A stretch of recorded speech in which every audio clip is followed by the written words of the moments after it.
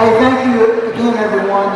Not to be outdone, Dr. Jones did an outstanding job recognizing our principals, and at this time, this moment, I want to highlight the work and the support given by our assistant principals. So let's let them stand up and give them their due. At LHS, the Bulldogs assistant principal, Mr. Michael Patillo.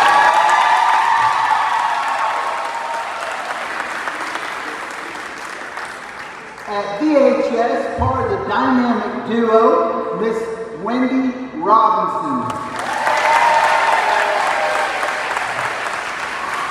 And the other half of the Ram team, Mr. Jeff Barnes. And the new kid on the block at JP Eastside Magnet School, congratulations, Miss Kimberly Thomas.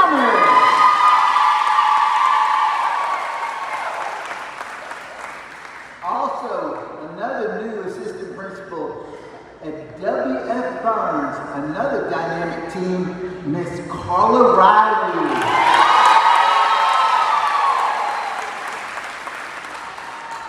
And she joins a great team with Miss Wendy Robinson.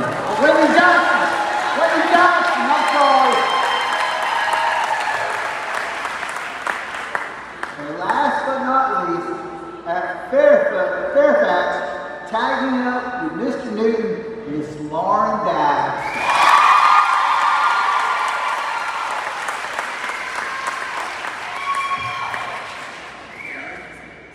So thank you so much, those assistant principals, and I want to bring back Dr. Chan.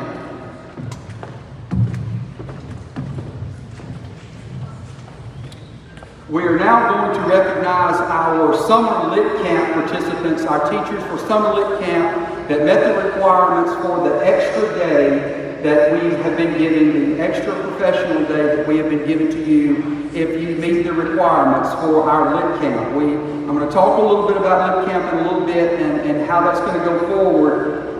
It's very difficult, it's been very difficult for us to fill some of those positions because it's summertime. And it's very difficult for a teacher to give up their summer and come work those hours in June. We tried to make those half days and we tried to end that in June and not move over in July, but these teachers that have worked Lit Camp have made a huge impact in moving our scores, and we're going to talk about some of those in a minute, but we now want to give the certificates to those for our CIP workers, CMP workers. Ms. Eureka Burton, if you will come and receive your certificate. Ms. Janetta Ware, Ms. Gwen Brown, Ms. Linda Buckham, Ms. Carla Askew, and Ms. Leslie White. And from Bob Hardy, Shaman Elementary, and if Dr. Jones can't get it for you, we'll get them.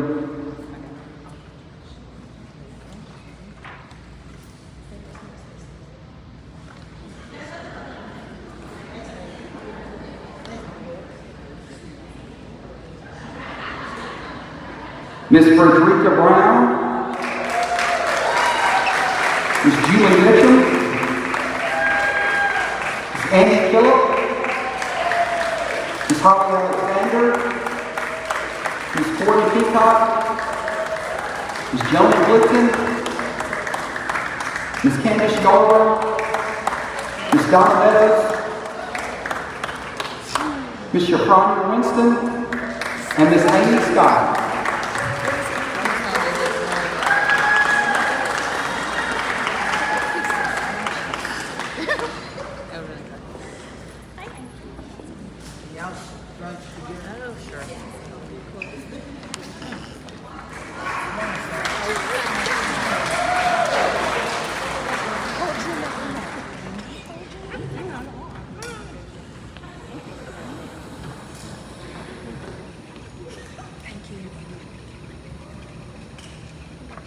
If you would give them another round of applause.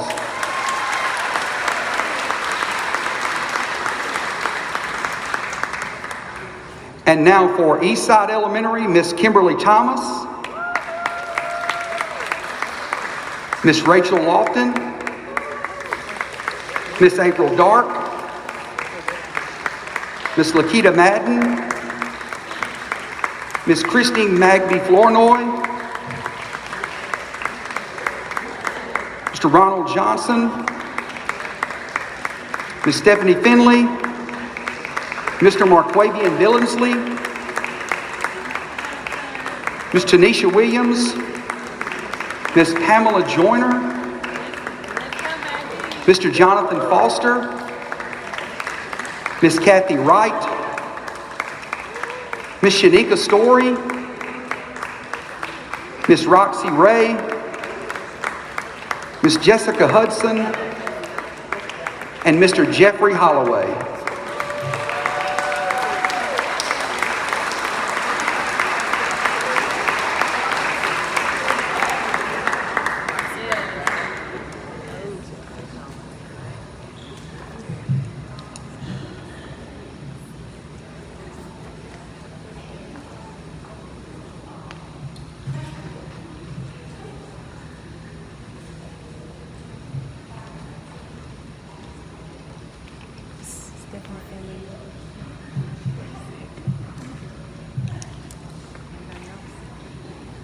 With the paparazzi. Let's give them another round of applause. For Hughley Elementary School, Miss Brittany Blackman,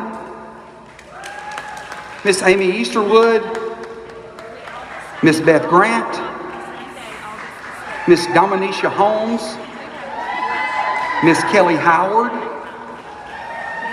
Miss Ashley Jennings, Miss Terry Justice, Miss Tammy Ledbetter, Miss Lee Sides, Miss Sherry Taylor, Mr. Jeremiah Tucker.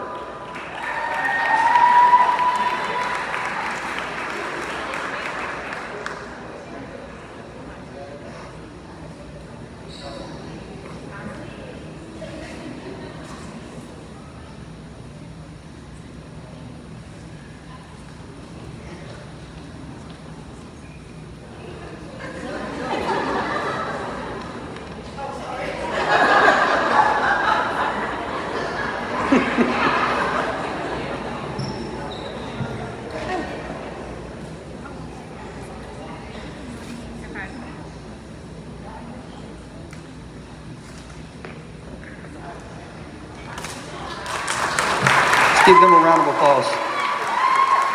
And now for Fairfax Elementary School, our last site, Miss Lauren Dabbs, Miss Melissa Roberts, Miss Yolandria Rachel, Miss Natalie Langley, Miss Sarah Horton, Miss Teresa Spencer, Miss Janice Carnley, Miss Cindy Garrett, Miss Stephanie Hodge, Miss Joy Yates, Miss Riley Ledbetter, Miss Susan Reynolds, Miss Trina Green, Miss Alexis McKay,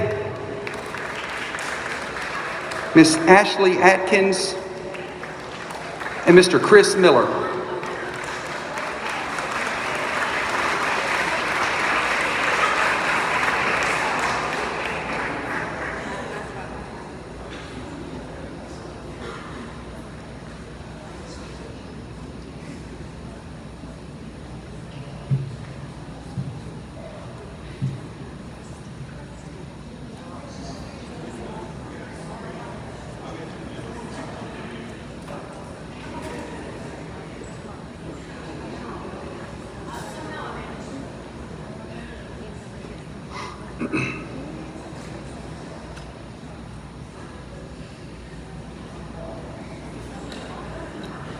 If you would please give them another round of applause. Thank you. For those of you that have participated in Lit Camp before or our reading and math camp and know what goes into that, that has turned into a huge boogaboo, and it's a major undertaking to try to pull that off at so many different campuses, and to try to feed, and the summer feeding, and to try to get custodians there, and to try to coordinate that between the buildings to try to do maintenance work and to do floor work and get the floors redone is very difficult to try to do. So huge, big thank you to the principals and to the administrators on campus, and to our maintenance staff, and to our custodial supervisors that have worked over the summer to get a lot of your floors done, and to you, the teachers that are moving the mark for our students. Thank you so much for the work that you do.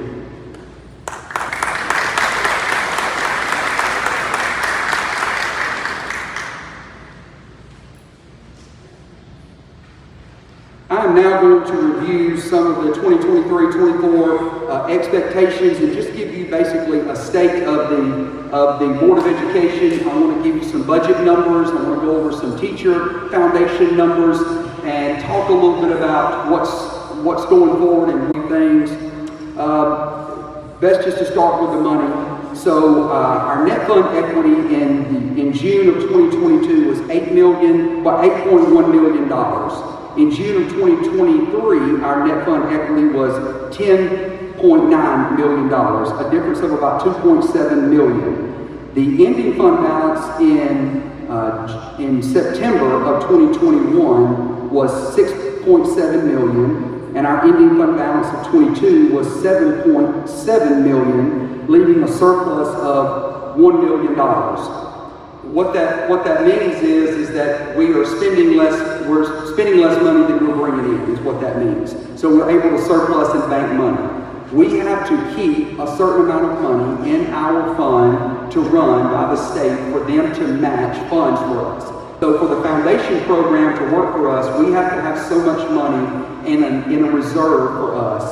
And we have over a month and a half, close to 2 months of reserve in the bank, which is wonderful. We spent about $500,000 less last year than we did the year before. So we spent about $500,000 less for you. What that means is, and this is important, is that when COVID funds run out and when that money's gone, it's gone. And we have been living like a bunch of fat cats on COVID money. And that's good. It's good that you've received some of that money, and you needed to receive some of that money. Your classrooms have received it. You've received it. Our bus drivers, CMP staff have received it. Lit camps have received it. We bought new buses with it. When you go on your tours on Friday, you will be riding on the first air-conditioned buses that Chambers County has ever purchased, other than our special needs buses. So on Friday, when it's 100 degrees and we're traveling to do tours, you will be on air-conditioned buses. And we only have 6 of those right now because it's about an extra $12,000 to $15,000 per bus. And so we buy buses as they roll off of our fleet. And so you don't retrofit buses with air. So as we buy new ones, we will be buying air-conditioned buses as we buy new ones.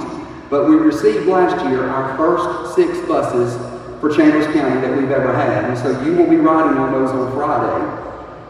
But when this COVID money runs out, we're going to be in a bind and we're going to be in a pickle. And I keep telling principals to tell you that, and to reiterate to you during staff meetings, that some of the things that we've been doing, we're not going to be able to do any longer. And that's sometimes very difficult to tell people. For example, for Lit Camp, if we're able to pay you $300 a day for Lit Camp, we're not going to be able to pay that amount anymore. We've been using federal funds to do that, and that money's going to dry up. However, the state is still going to require us to have Lit and Math Camp, and they're going to pay us some, but they're not going to pay us at that rate. Each system has decided what they pay, and we decided we wanted to pay way over what your daily rates were because you were sacrificing your time. You were sacrificing your summer, and you deserved a big paycheck for doing that. However, in the future, we're going to have to figure out other ways to do it because we're still going to have Lit Camp and Math Camp, but we're not going to have the money to fund it like we've been doing. So we're going to have to be very creative. Our legislature and Mr. Standards did a very good job doing a legislative update for us today and giving you some of the background of our legislative updates. And our legislature, with Senator Price and Representative Wood and Representative Fincher in the northern part of our district, they do a wonderful job representing you. And all of the representatives, they really worked hard this year to make sure that education had a lot of money and that they pushed a lot of money to you. The state of Alabama had about a $2 billion surplus in certain areas that they had to divvy out in certain areas. And that was because you are spending and we are spending money in the state of Alabama. When you buy things in the state, when you vacation in the state, when you buy cars in the state, that money goes back into the Education Trust Fund, which in turn comes back to us in the foundation program. One of the things that, and I don't say this to discount what they've done, however, many of you know they do a lot of unfunded mandates. And what that means is that they mandate we do something like the Literacy Act or the Numeracy Act, which is an act, it is a bill, it is a law, which means we have to do it. We don't get to choose if we do it, we have to do it. However, on the other hand, they don't fund it 100%. And so if you don't fund it 100%, we have to come up with the ways to fund it. One of the things that was brought up, and it's a good thing when we can give people raises. We want to give teachers raises, but when the state only funds our raises at 2% for the funded units that they fund, and they only do it at 187 days. So if you're a 187-day employee, the state, through our AIM portal, will fund us that whole 2%. But if you're 189 days, we have to pay the other 2 days of the 2%. If you're a 220-day contract, we have to pay that. If you're a 240-day contracted person, we have to pick up the bill for that. Same thing with the special ed stipend. They gave a special ed stipend, however they came back and they said, you only get the special ed stipend for the foundation funded units. So the formula that they use on our foundation funded units, for example, if we have 30 special ed units in the state or in our county, but we're really only funded for 25, the state's only given us that $1,000 for the 25. And they basically, superintendent said, well, what about the other 5? Why are you not funding the other 5? They said that money was not budgeted. If you want to pay it, you can pay it or you cannot pay it. Well, we're not going to not pay it. If some of the special ed teachers are getting $1,000, we're going to give it to everybody. So we have to pick that up in local funds and pick that up here for us locally. That's where a lot of these savings are coming in for us that we're going to need for a rainy day for later. One of the other things, and you know, the difference between where we are and where we want to be is created most of the time by the change that we're willing to make. And we have to all be willing to make certain changes and make certain sacrifices at times, even though we may not understand them, or even though we may not like them, or even though we may not know all of the reasons. We have to trust that things are being done in the best interest of our kids, and we have to understand and know that we're all working together and we're on the same team. What we do is a business. Running the school district is a business. It just is.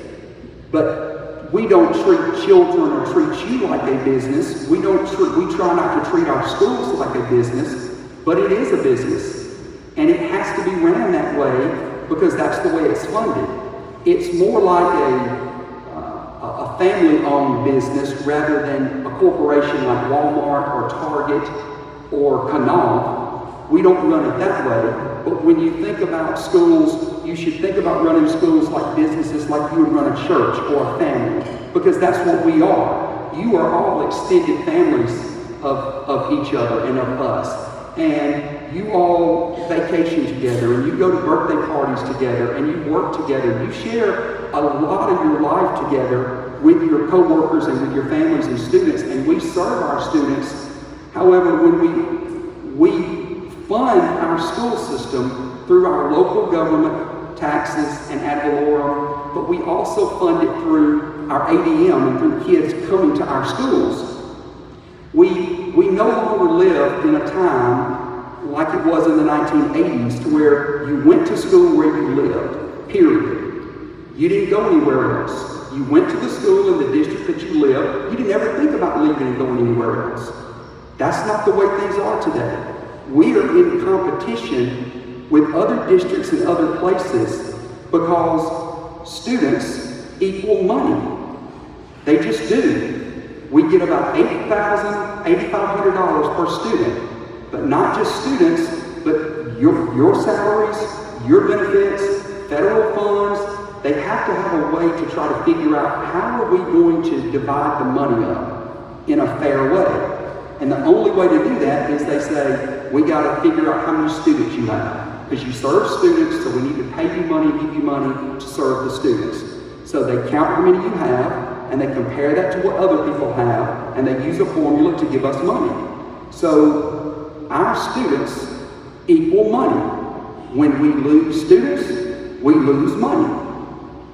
This is a business because if you run a business like a restaurant, if you lose patrons, you lose money.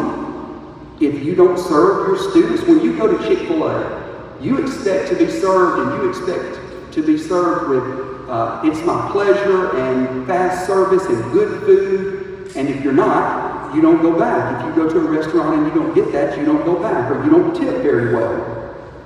That's how business works. It's the same thing with us. If we're in competition with these other systems and other places and other schools for our kids, and we are, since 2018-19 school year, we have lost 30.98 teacher units.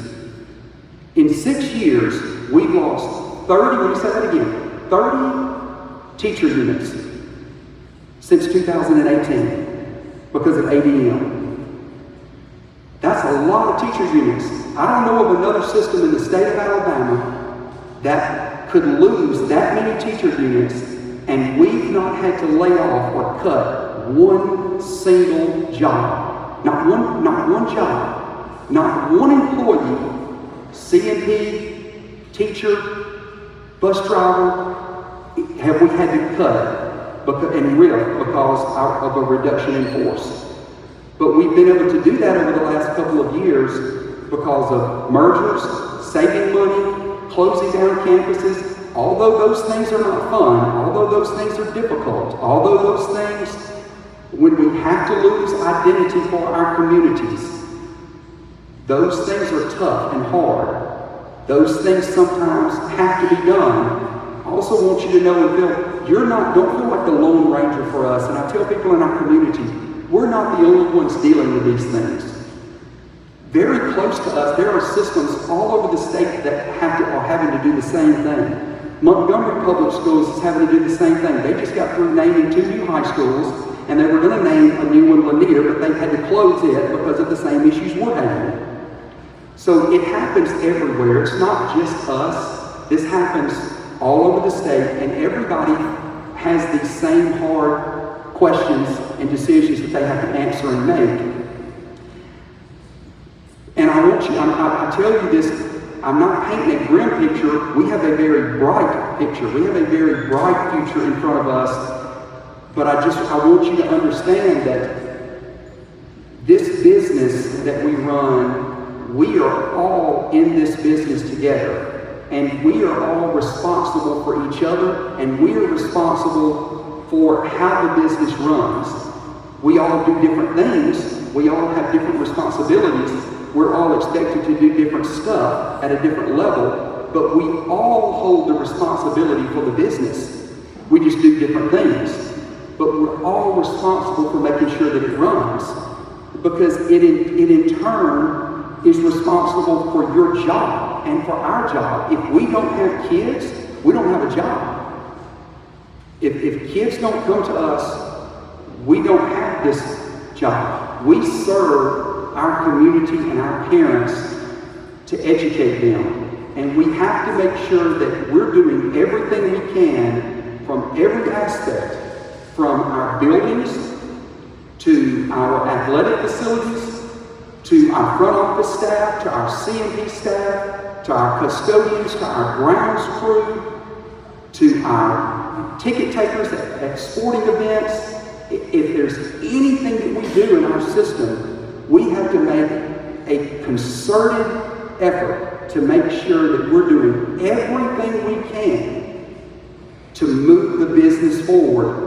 So when we're out in the community, you know, families can talk amongst each other, and we can argue amongst each other and within ourselves and disagree.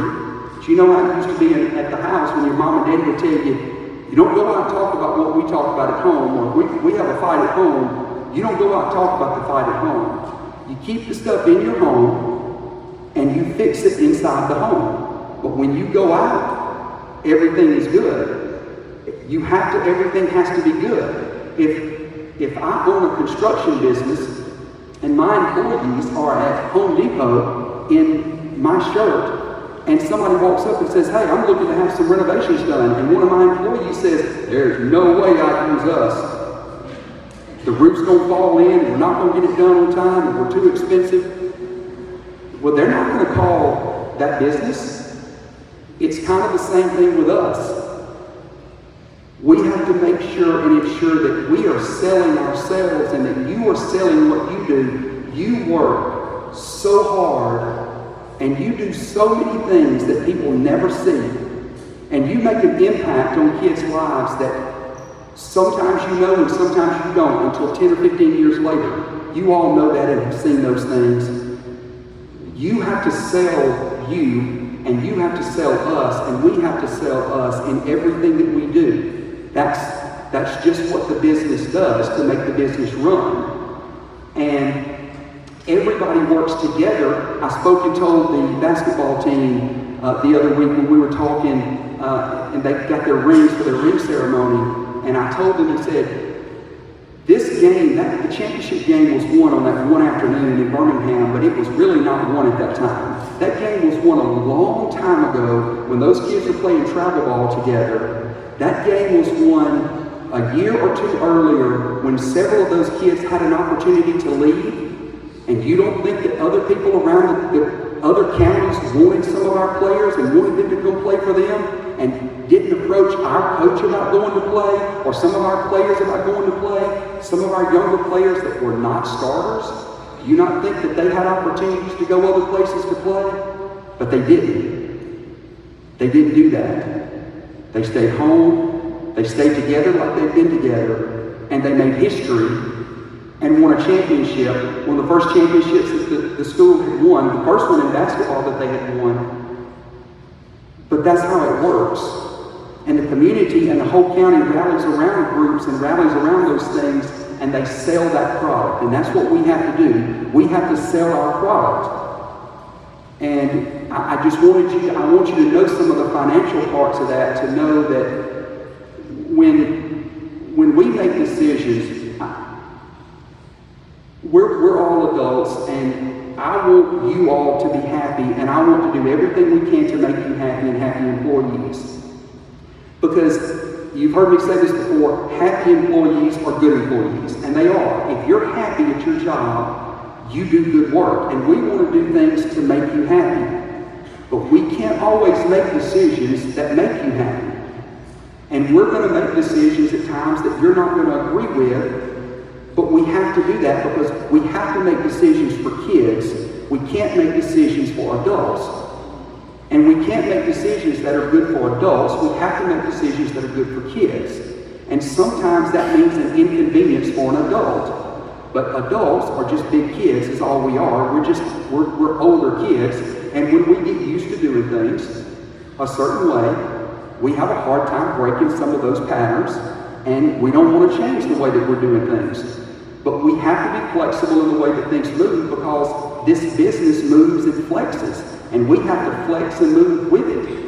When we lose units, we have to figure out ways to patch that and flex with it. When certain things move, we have to flex, and everybody has to be flexible. And we work together to flex and to move.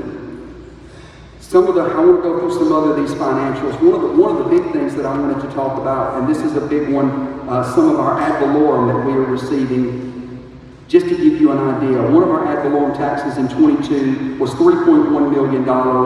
This year it was $3.8 million, and that's property taxes, a difference of about $600,000. A district ad valorem, our 4.1 mil tax in 22 was 1.5 million. In June of 23, it was 1.9 million, a difference of about $319,000. That difference in that ad valorem tax is huge for us when people build houses in your property values, because that money comes directly into us, into our general fund. Here's a big one. When I talk about our corporate sponsors and money that we receive from individuals, contributions from private sources in 22, $83,000. 23, $184,000. A difference of about $100,000 from corporate sponsors that you help go get, we help go get. Those businesses are pouring into you because they believe in you. That's straight private money being pushed into your system. $100,000 more. That's big. Here's another one. Maintenance of plant, maintenance and maintenance deferred and deferred maintenance. In 22, we spent about $661,000. 23, we spent $828,000. We spent over about $170,000 more dollars on things because our buildings need it. Your buildings need it. We know and understand that your buildings are old, and we're working on trying to rebuild some of those, but you don't snap your fingers and just get a new building. So we've been doing a lot of painting, we've been doing a lot of refurbishing, we've been doing a lot of other things to help work on your buildings. Preschool, here's a big one. Studies show, and we know, that the needle is moved the earlier you can get kids. The sooner you can get kids in front of a trained teacher, the better off they are. Preschool, we spent $542,000 in 22. We spent $768,000, a difference of $255,000 more dollars that we spent on preschool in 23. That's not a 100% funded mandate from the state, because they don't mandate we have preschool. They don't mandate that you have kindergarten. We have preschool because we think and know that it's important. But we have to fund a lot of that on our own. OSR does not fund it 100%. So we have to find ways to fund it.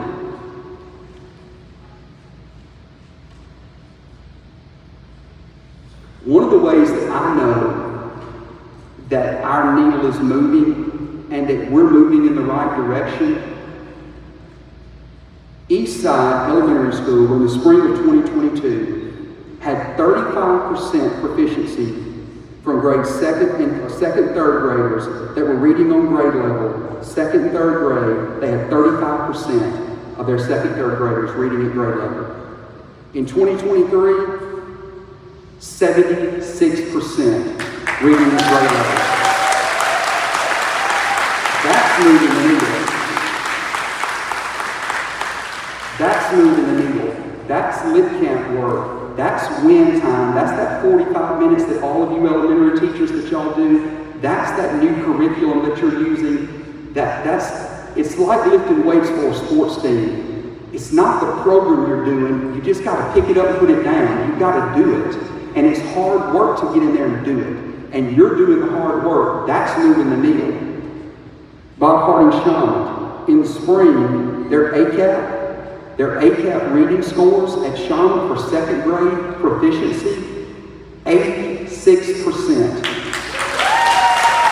That's moving the needle. They have certain classrooms where 94% of the students in that classroom of second graders were scoring a level 3 or 4. 94%. That's huge. Folks, that's what they would say down the road in Lee County. That's Auburn scores, is what they would say. No, that's our scores. That's moving the needle. That's you working. That's doing more with less, because we're a county that we have less. We don't have Tigertown. We don't have Auburn University. We don't have those things. So we have to make work what we have with what we have, and that's you doing it. Some of the other things that we have going on, everybody knows we're still moving and waiting on the ruling from the judge. We have the ruling from the judge, and let me explain a little bit of this to you, of how this works. So, Judge Watkins was the federal judge, is our federal judge in our federal desegregation case. Judge Watkins made a ruling this year in June that we would build the school, we could build the high school, but we would not consolidate our two high schools until the school was built, okay? Which is a win-win, is a good thing, because we get to build the school, and we're going to get to build the school and have a new one, which is what we need to do. And for those of you that work in high schools and know, and for our counselors in here, and our career tech directors, and everybody else that has to work schedules, and for those of you that have had to try to schedule classes for two high schools on two different time zones and run buses across the county, understand how difficult this is. If you're also high school, you know and understand that with the new CRI standards and what we have to do for college and career ready, and to earn college and career ready standards, we need more of our kids involved in career tech paths and career tech pathways, because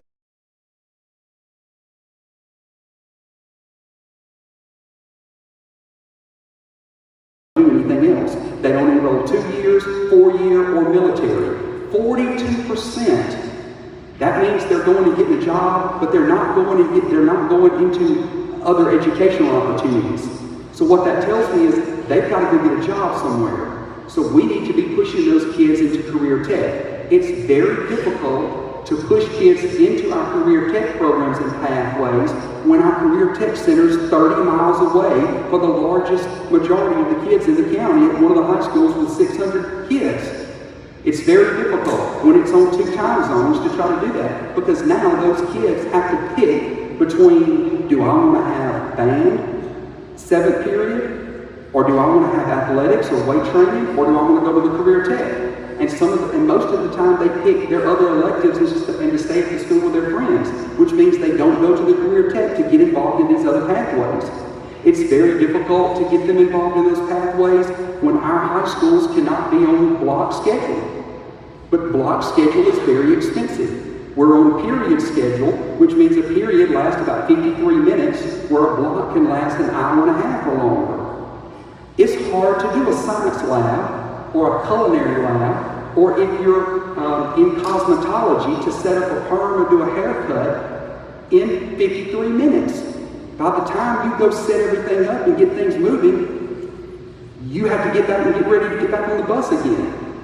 So things like that are very difficult for us, but we must move our kids and be moving our kids. Our 10th graders this year, by the time they graduate, it will be a mandate from the state that there must be 100% of CRIs. They must have earned a CRI either through career tech completer, through ACT benchmarks, through taking college credits, dual enrollment credits, some of those there's several different ways to do it. But right now, we are probably at about 50%. If we looked at our seniors last year in the cohort, we're at 50%. And in 2 years, we have to be at 100%. That's a lot of work that's got to be done in 2 years. That's a lot of pressure on high school teachers. A lot of pressure. Some of the other things that we're looking at doing, now when I say this, I'm going to preface by saying this, because I say things sometimes, and I talk to your faculty meetings and talk to you, and I tell you things that we're looking into or things that we're talking about, and everybody goes back and he said we're going to do this. I'm not saying we're doing this. I'm saying these are things we're looking into.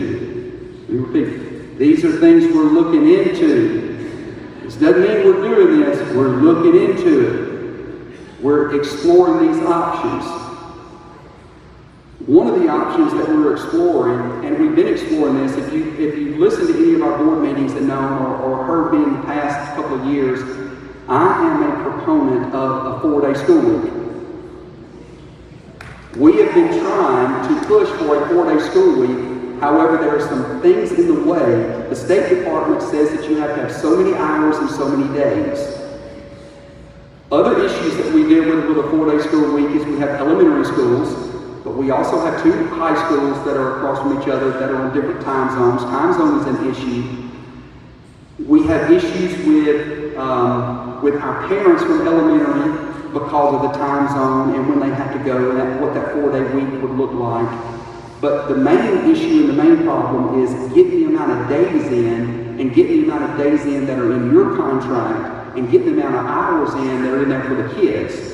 So what we'd have to do is we'd have to have a waiver to amend our calendar, and we would have to adopt a calendar that the state superintendent of education would allow us to do that would move our days around a certain way to let us do the 4-day week.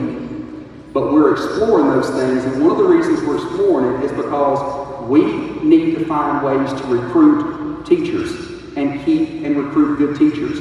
Well, the way you do that is either money. You influence people by they love money and they love their kids.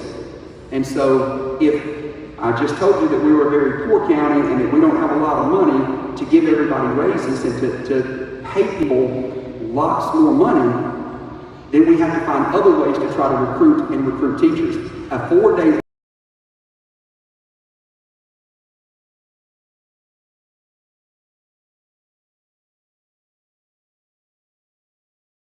work 2 of the days of the month, and it would be on a Monday. It would more than likely be on a Monday. I know football coaches going, oh, not Friday. It wouldn't be a Friday. It would be a Monday. Teachers would work one Monday and be off a Monday. Work Monday and be off a Monday. And what that would do for you is you would use that Monday that you're off or that Monday that you're working as like a professional development day. So we put that in as a PD day. You would do all of your PD, your turnaround training, your faculty meetings, your curriculum meetings. All of that would be done during that time. You wouldn't have to stay after school to do it. And then you would be off a day to where you could run errands and do the things you needed to do, set up doctor's appointments, those kind of things. That's something that we're looking into. We looked into it last year when we looked at a calendar, but we were stopped by the State Department because of Literacy Act, number of hours, days, and those type of things. But we're trying to find a way around that. One of the things that I think we're going to be able to do and get around it is we're having a very difficult time in elementary. You know this. Literacy Act and Numeracy Act requires that kids get extra intervention. However, it requires we do it, but it does not require the kid come. So we may have 300 kids that have to come for intervention and only 100 show up. Well, that's not moving their scores. So we're going to have to find ways, if they're not going to show up in the summer, we're going to have to find times and ways to get them that intervention other times. What we might could do is build that into the day, because if we went to a 4-day week, we would have to extend the time. So if we extended our day, we would have to go longer. We might could get more time in to do some of that intervention, and then we wouldn't have to have lit camp. So that's one of the things that we're looking into. Here's another thing that we're looking into. I'm going to say we're exploring this option. This was going to be a big one. Ms. Sides, can I stand up? I met yesterday, and we've been talking about this. Everybody give her a round of applause. I guess you did. So we are considering and looking into, we've been thinking about what are ways that we can do to help our teachers and motivate teachers and people to want to come to our county and come to our district to work. Child care. We are looking at possibly opening, when we started looking at buildings that we have available and other buildings and spaces and places that we have available, one of the things that come up and one of the things that we looked into was, what if we opened a daycare and ran it through the school system? We already have a lot of the components. We have the buildings, we have the custodians, we have teachers, we hire people, we have lunchrooms that can fix food for them. What if we offer child care for our employees? So I met yesterday with Ms. Sides. I met with her yesterday to explore, because she has been in that business. And we started discussing options and looking at different things about how can we explore doing this. We're looking into it. So I don't have all the details of what it would look like and how that and when that would start, but we're going to try to look at the possibility of trying to have that. If we get it going, it would have to be a completely funded through the board. We'd have to fund it locally, and we're going to try to get that. If we do it, we're going to try to do it for next school year. But I don't know that we'll be able to get it done. There are so many standards and things that we have to do and that you have to do. So much square footage, you have to have so much water, and there are a lot of different things that you have to do. But we have the capacity to do it. We're looking now for a place to do it and a place to look for to do it, maybe possibly on one of our school campuses. And we're looking at hiring and what that would look like and how much budget that would take. But that's something I think would be a huge motivator for you. The reason I wanted to mention that to you today is because we're going to have a survey coming out to you, and it's going to go out to all of our employees, and we're going to ask a few questions about child care. Basically, how many of you need child care? How much child care do you need? Do you use local child care? How old are your children? You don't have to take it. We're just trying to get an idea of how many kids do we have in the system? How many younger kids, infants, toddler, do we have? Because you have to have so many teachers per kid. So if you go from, we were learning this yesterday, if it's like 1 to 7, you have to have a teacher for every 1 to 7 or 1 to 5. So if you have 10 kids, you have to have 2 teachers. So you have to know how many kids you're going to have in a room before you can accept those kids into that room. So we're trying to get an idea of what that would look like and what the budget would look like. But if we offer child care for our employees, that's going to be, if you have child care right now, you know that's probably anywhere from $125 to $180 a week per child. That's a $5,000, $6,000, $7,000 raise for our employees. For them to be, and you to be able to bring your employees to work and drop them off and then pick them up before you go home and not have to pay very much for child care. Now, we're going to have to charge something, but it's not going to be anything like what you're having to pay somewhere else. We're basically going to try to fund it through the Board of Education for you. It will also give us the opportunity to do early intervention with a lot of these kids and a lot of your kids that will already be on campus and already be there for them before they start preschool. So those are some of the things that we're looking at doing. We've got a wonderful, wonderful staff here. You do wonderful things. There are great things that are happening in your schools. You're keeping up all those things up on Facebook. There's wonderful things going on. Our needles and scores are moving. They are moving better than they have in a long time. COVID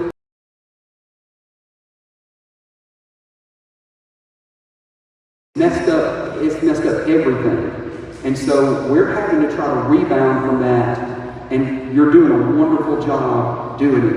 We appreciate everything that you do. Keep up the good work, and I look forward to a great and wonderful year from you. Thank you so much, and I'm going to bring Mr. Owen back up now to introduce our speaker. The new full-size GMC Sierra 4x4 crew cab is just up to $9,000 off. The popular GMC Terrain is up to $6,750 off. Shop online anytime at glennsmith.com. That's GLYNN Smith.com. Plus, no payments for 120 days at Glenn Smith GMC. Over 250 new and used vehicles on the lot or on the way to Glenn Smith and Opelika. Get ready to smile.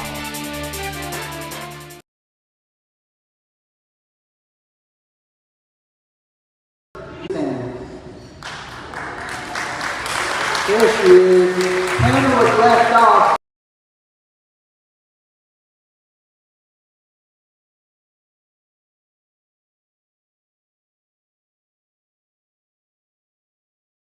I've been in big trouble, guys. She was my wife's intern, so I needed her to be recognized. Secondly, I just sent you all a GL email, just a reminder that the Chamber of Commerce has done a promotion this week with all the businesses in the county, and there are discounts from today through Monday for each day